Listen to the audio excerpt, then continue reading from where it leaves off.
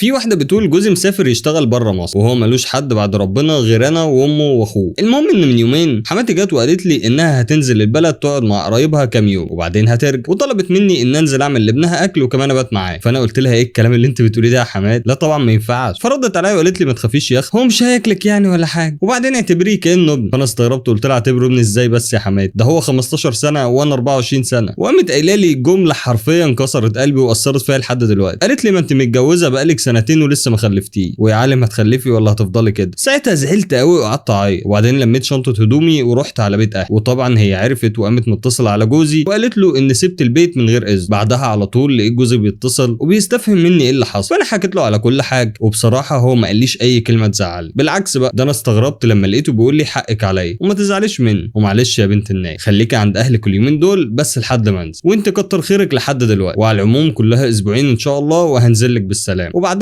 هاخدك ونروح نختار الشقه اللي تعجبك ونسكن بره بيت اهلي خالص. المهم ان من ساعه ما حماتي عرفت ان ابنها ناوي يسكن بره وهي كل شويه تيجي تحاسبن عليا وتمشي، وبعد كل ده بتطلعني ان انا اللي غلطان، وهي دلوقتي بتسالكم وعايزه تعرف رايكم، هل التصرف اللي انا عملته ده كان صح ولا حماتي فعلا عندها حق وانا اللي غلطانه؟